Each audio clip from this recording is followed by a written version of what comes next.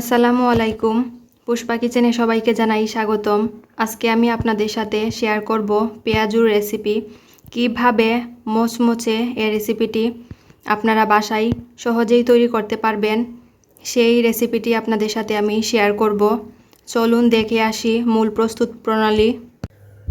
মুচমুচে পেঁয়াজু তৈরি করার জন্য নিয়েছি আমি হাফ কাপ খেসারির ডাল, আর দিচ্ছি 1/3 কাপ মসুর ডাল।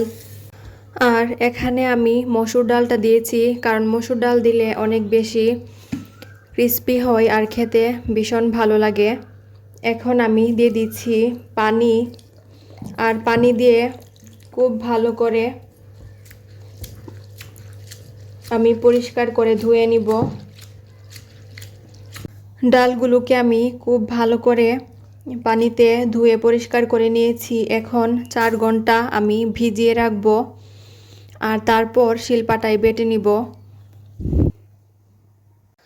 ডালগুলোকে আমি বেটে নিয়েছি, আর দেখেন আমি কিন্তু খুব বেশি মিহি করিনি, এরকম ঝরঝরা করে বেটে নিয়েছি।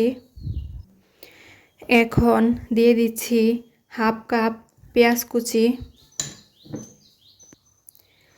দিচ্ছি 3টা কাঁচামরিচ কুচি, দিচ্ছি কিছু ধনিয়া পাতা কুচি, আর দিচ্ছি 1 টেবিল চা চামচ পরিমাণে আদা রসুনের পেস্ট, দিচ্ছি অল্প একটু হলুদের গুঁড়া, আর দিচ্ছি স্বাদ মতো লবণ। এখন আমি উপকরণগুলোকে খুব ভালো করে মাখিয়ে নিব।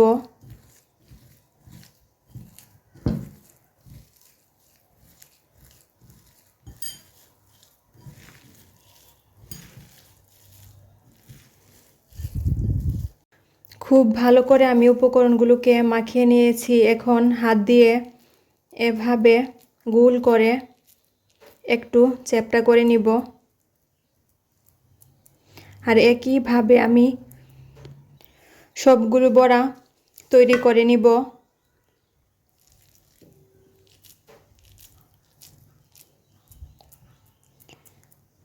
আরেকটা তৈরি করে নিলাম। বড়াগুলো তৈরি করা হয়ে গিয়েছে, এখন আমি ভেজে নিব। চুলায় একটা কড়াই বসিয়ে দিয়েছি।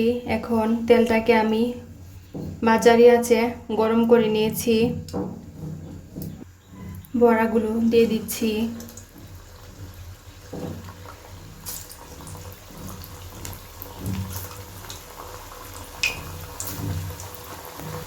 সবগুলো বড়া দেওয়া হয়ে গিয়েছে, আর চুলার আঁচটা আমি মাঝারি আঁচের থেকে একটু কমে রেখেছি, কারণ বেশি রাখলে উপরটা পুড়ে যাবে আর ভিতরে কাঁচা থেকে যাবে।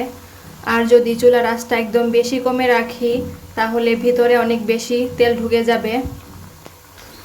বড়াগুলোতে যখন হালকা একটু কালার পরিবর্তন হবে তখন আমি উল্টিয়ে দিব। আর বারে বারে কিন্তু উল্টাতে যাবেন না।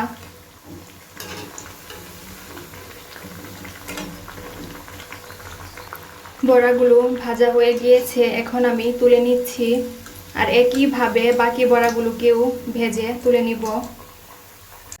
তৈরি করা হয়ে গিয়েছে পেঁয়াজু, আর দেখেন ভিতরটাও কতটা সুন্দর হয়েছে আর খুবই ক্রিস্পি হয়, আর খেতেও কিন্তু ভীষণ মজার হয়ে থাকে এই পেঁয়াজুটা। আশা করি বাসায় এভাবে সবাই ট্রাই করবেন, আর কমেন্টসের মাধ্যমে অবশ্যই আমাকে জানাবেন খেতে কেমন হয়েছে।